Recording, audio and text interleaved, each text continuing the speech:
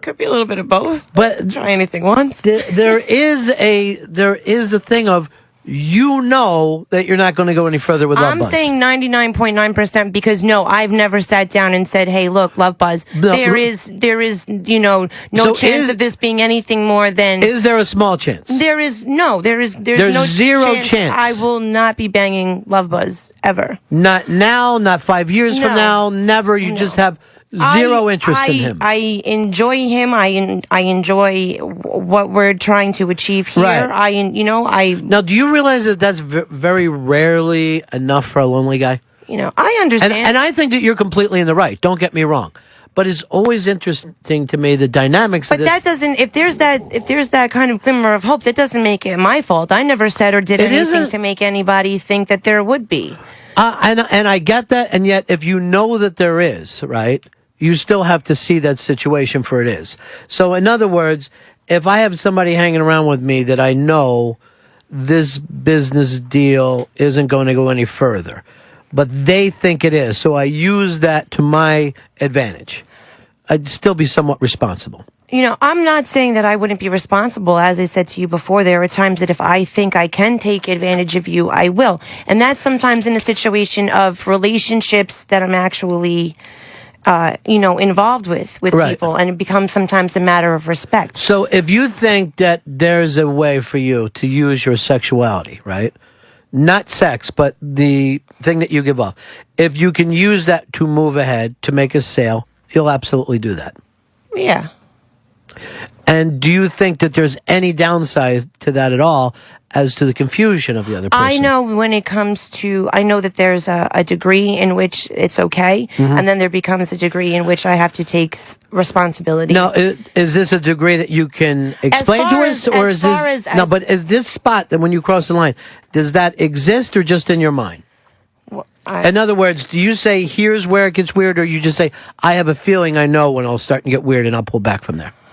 I would say I would know that there's a feeling. To me, that there's a point in which somebody comes into the bar for the first time, and I'm trying to engage them into being a repeat customer, somebody that's going to come back and hang out with me, versus now it's 4:00 in the morning and you're still hanging out. Right. You know what I'm saying? So, but this is the beauty of this, and I appreciate you clarifying your own business. At 8:00 at night, you're like, hey, stay here. You're a great guy. I'm digging talking to you. This is all great. And he's thinking, I might end up leaving with this girl. And then 6 hours later, multiple drinks and tips, he's like, wait, why is she fucking being so cruel now and saying just get the fuck out? But at that, I don't flip the switch that quickly. It starts to happen as the night goes on. Yeah, but you do let on that a guy could leave with you. I am me no matter whom I'm around. If I think in some way that I would want you to come home with me, you're going to know that I want you to come home. But they don't know you yet. I mean, I'm going to agree with you 100% that you're clear on it. I'm saying that they're not clear.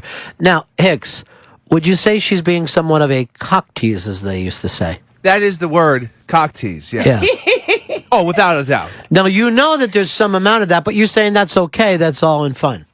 I wouldn't necessarily say it's all in fun. I'm relating it to like my work, and for me, that's the nature part of my business. Right. That's not necessarily what I come here and do. Don't think that any street smart guys ever get fucking fooled by that.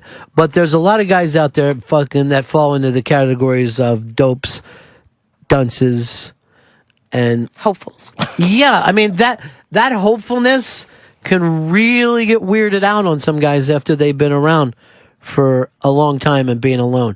All right, I'm going to throw this out to the callers now. 866 Ron-0-Fez, 866 Ron-0-Fez, and here's the question: Is what the little red hair girl is doing, is that the nature of business for a woman, or is it a little bit cruel, just a little bit cock teasy? Can I give you my answer, especially in regards to this industry? Yeah. I find this to still be somewhat of a male-dominated business. And I find that a lot of times when you're in a male-dominated industry, to try to get ahead and be a woman and still be a woman, you can sometimes ride really fine lines. And I think that if you can maintain some sort of sexuality and that kind of gracefulness of being a woman, why not? It's something that we have. It's not necessarily being used to get ahead, but at the same time, you're going to use all the tools that you have in your resources. All right, 866 Ron-Fez, and the tool you're talking about is your sexuality. Yeah, and you're going to use that. And don't forget too that a lot of times it gets viewed as it works because it's of the value to you guys. It only works. The vagina only has power because you guys gave it the power. Right, but the fact is that what you're saying is it works because we fall for it. We like this little moment of, oh, she likes me, even if she doesn't. Yeah, and, you know what I'm saying? Yeah, and I'm going to get that. Sticking it into something more than wet. But you're also saying, like always in life, let the buyer beware. Be aware that this is just playfulness and nothing more than that. Let's go over to Dave in Philly. Dave, you're on Ron&Fez.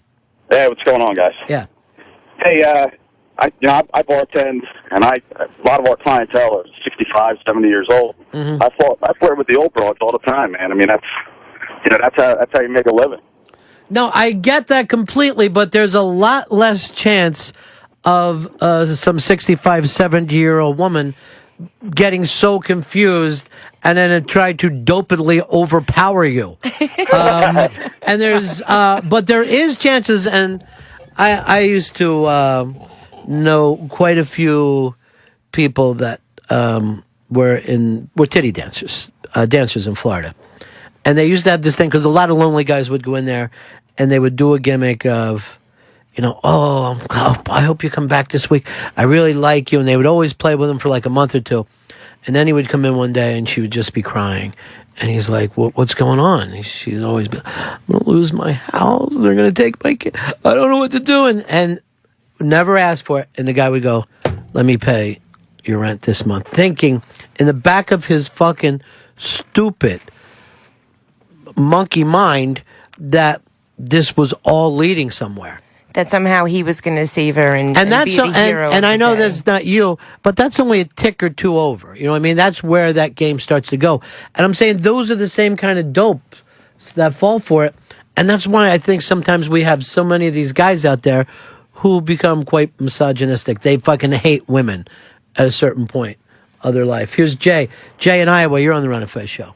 Yeah, what she's saying is exactly why I hate women, because they do this, they lead me on, and they say, oh, well, it's just all fun and games, and they lead us on and take absolutely no responsibility for it. And then when they're through, and we're still sitting there, they're sitting there pointing at us saying, look, that weirdo, he's following around, he's a stalker. Yet she put me in that position by leading me on. And here's what happens, and you can hear his voice, and you hear what kind of guy he is. Eventually, he will wear your skull as a hat. That's what I always like to point out. Like, I don't think guys like Lovebuzz are ever going to be a danger, but I do think that there's somewhat stupid, dangerous guys out there.